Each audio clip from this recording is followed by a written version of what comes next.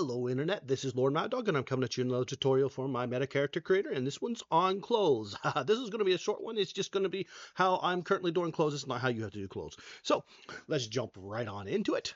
First off, we're going to want to go ahead and look at how we actually put our clothes on. So once the event fires to put clothes on, we look if our clothes are available.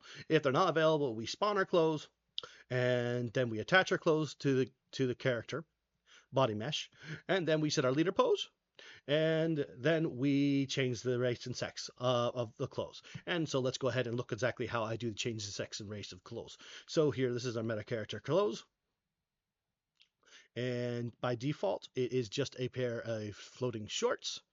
All right, and then when we change sex and race, it'll call upon your mesh and race sex.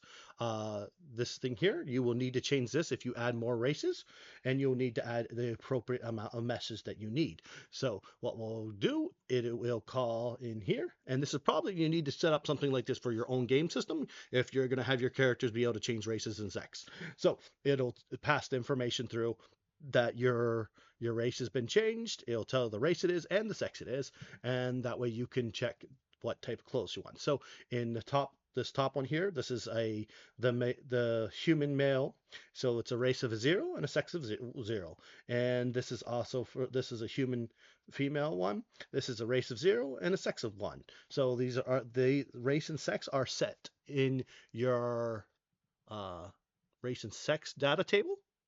So data table would go race sex data table here, and these are, so how you tell what this is your humans will be your, obviously your 0, because arrays always work with, they have a 0. They start with a 0. They don't start with a 1. So you got to remember that. So when you use an array, you'll have, even if you're in your data table, it's labeled as 1, it'll still be a 0.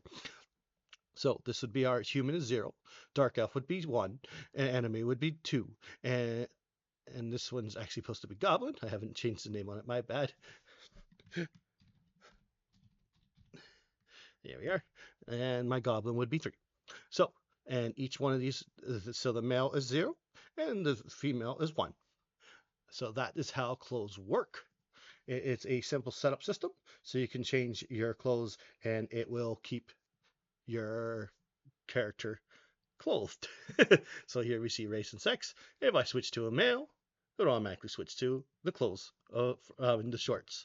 If I go and I jump to a dark elf, it'll automatically switch to the dark elf's clothes, and the female, it'll automatically stick to the bikini. And that's how I currently have clothes working in my system. You will need to probably devise your own system for your different characters. If you just only want to have one race, that makes things a lot easier. So you don't only need to have different mess assets for male and female, but that's totally up to you. I hope this tutorial has helped you.